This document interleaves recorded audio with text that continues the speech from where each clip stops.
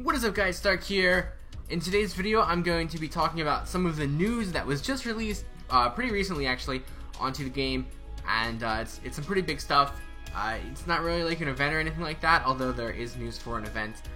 It's basically a game update, so if you guys go to your news tab, it's not actually going to be here, so you guys might have missed it or you just didn't look or whatever, but it's not actually under here. It's going to be under the updates tab. So if you click that, you're going to see this thing here called regarding the April 23rd game update. So if you want to go ahead and click that, it'll explain everything that's coming to the game on the 23rd as far as like game mechanics go, and there's some pretty awesome stuff, some pretty sought after features that we're finally getting to global. So I'm just going to go ahead and read through all this stuff, and it's pretty self-explanatory as to what it is, but I'll talk about them just a little bit. So yeah, it won't be too much of an in-depth video here, but I'm going to go ahead and cover the news in case you guys don't check this tab or don't check the news very often other than the news updates. Anyway though, the first update here was going to be a new function called the update to the battle screen, making it possible to return to the tactical phase from the command phase. So this is probably the most sought after feature, at least for me personally, that the game in Japanese has that we don't have. And that is basically when you click to go to attack, you can actually now go back and, you know, redo your turn, I guess.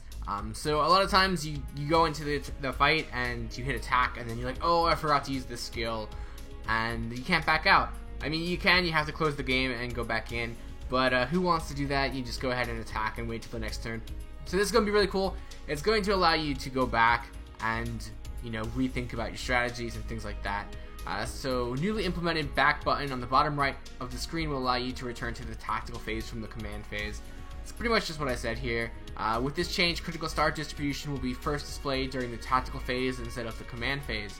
So this is pretty cool here. As you guys can see on this graphic, it's going to show you like a little bit of a pop-up.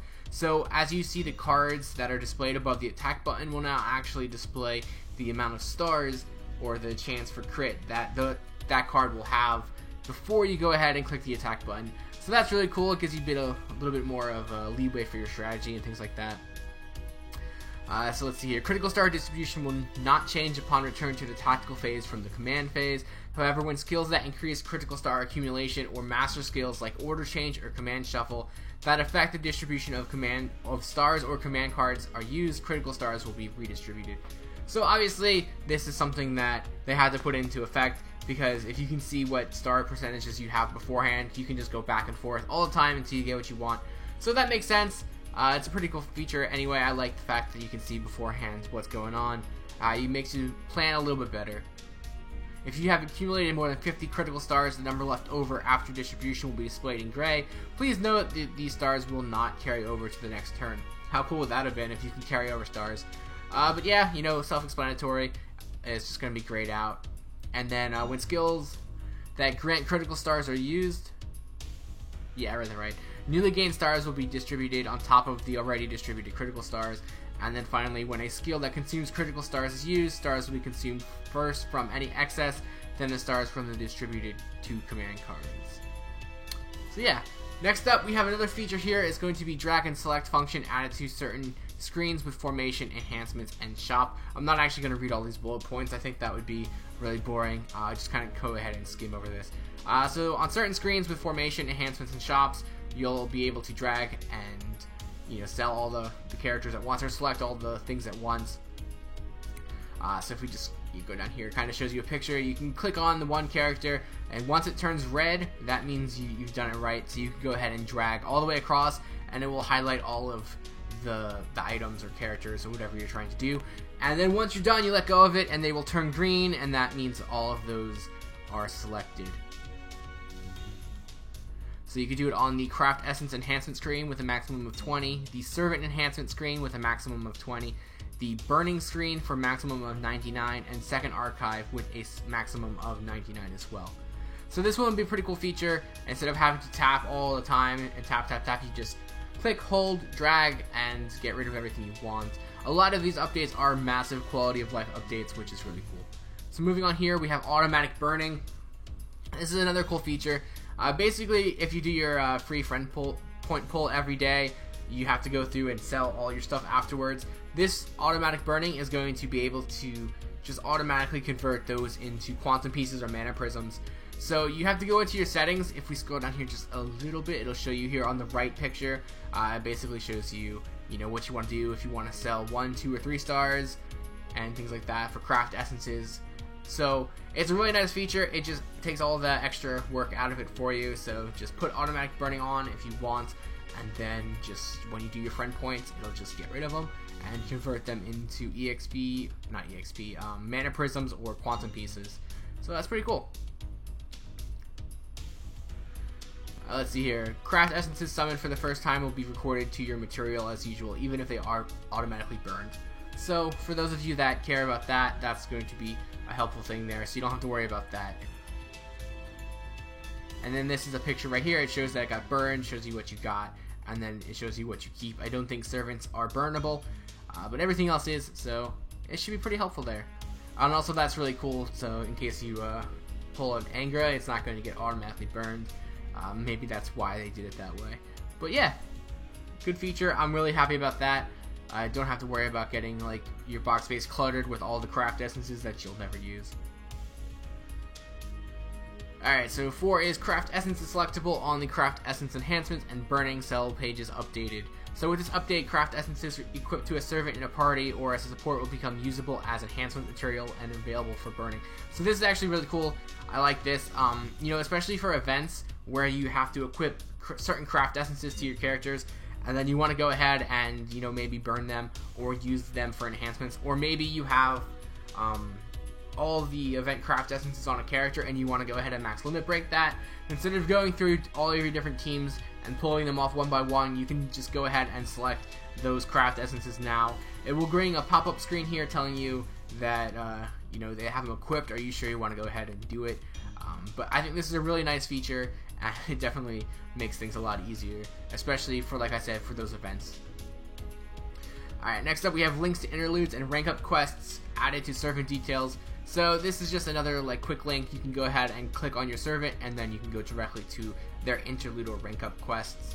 So I'm not really sure how much more effective this one is actually going to be, but it's still a nice feature to have, so nothing bad there. Next up we have copy and copy party. So yeah, clear all and reset party name functions added to party setup and party confirmation. So this just lets you do what it says, copy the party formation right here. Gives you a little option for that, so you can copy the party. This one's not much to talk about here, very easy. Skipping that, okay. So we have receive all filter function added to the present box. So this function will allow you to choose various categories of items to be displayed or hidden within the present box. So again, you get your filter here, you can select or deselect whatever you want for your receive all. Next up we have first Noble Phantasm use only normal speed option added. So this one's really cool. The first time you use a Noble Phantasm for any character, it'll play at normal speed, even if you have your speed set to fast. And this is really nice, so you don't have to go back and forth. Especially, I guess it's more so helpful for me, because I make videos and other content creators, where we don't have to keep going back and forth and changing that option every time we want to record a Noble Phantasm in its normal speed. So that's really cool. It kind of ties into the next thing here with servant specific ones. So you can choose a character and have their speed altered, so you can have that character be normal speed or the other one be fast speed. So for characters like Arash, you just go ahead and toggle that on to fast, and then it'll just go fast all the time. But if there's a character that has a Noble Phantasm that you like, you can go in and make that character have the normal speed, and then that would be the exception. So all the other ones will go fast, and then that character will go at the normal speed. So that's a cool feature as well. And then we also have some changes here to the cards. So pretty much all of the 1 and 2 star characters will have their Saint Graphs changed, as you guys can see here in the background with Arash and William Shakespeare and Mata here. So we have different backgrounds, so that's a cool aesthetic change as well. And this is the full list here. I'm not going to read them all off. It's all the 1 and 2 stars basically, so you just go ahead and check those out once the update rolls out. And then we also have the icon display size function added to new screens. So again, this is just going to change the icons here. Not too much to talk about, but it is a cool thing nonetheless. Inventory display function added to the battle results screen. So a new button will be added to the item drop screen displayed after battle, allowing you to toggle display of the amount of items in question you currently hold. So this is cool, lets you see how many you have. Maybe you're trying to get a certain number of items and you don't want to have to keep going back to check how many you have, how many you need. So you can just do it right there from the menu after the fight. I can see that being a really cool feature as well.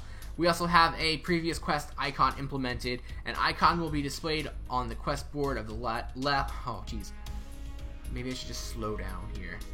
An icon will be displayed on the quest board of the last quest you played. So that's cool, it has a little icon right there showing you what you did, and I think it toggles it to the top so you can keep replaying it. I'm not 100% sure about that one, but it will show you the last quest that you did. So yeah, that is a lot of changes. I kind of went through that really fast there. You know, I got tongue-tied a little bit on that quest one. But a lot of cool things coming to Fate Grand Order here in a couple days. And in addition to that, BB will be coming out on the 23rd. So if you go ahead and check the notices for that, it is updated with all that cool stuff. So we have the event period from April 23rd to May 15th will be the event duration. So I definitely have to get on those character spotlights. Those will be rolling out within the next couple of days now that we have a confirmation of the date. So yeah, there's not a whole lot more as far as the information on the event, but we do have an actual date now listed for that, and it does have a little spoiler warning there with a couple of the characters coming out in the next batch of gacha units. So stay tuned for that and the character spotlights. But that is pretty much all the news that is coming to the game. It's going to be some pretty awesome changes. I'm really excited for that. And we did also get the campaign rewards here. If you click on this, we got all the rewards. So we get all the prizes for this, and we will get some more prizes for the Sakura-Con, or whatever it was called. Yeah, Sakura-Con 2019. So yeah, so pretty cool stuff coming. I'm really excited. New character, new classes, all that stuff coming out. So I'm pretty excited. I hope you guys are excited too. If you did like this video, feel free to like, comment, and subscribe. And as always, I do have the links below to my Twitter, Twitch, Patreon, and Discord. So feel free to check those out. And I will see you guys next time.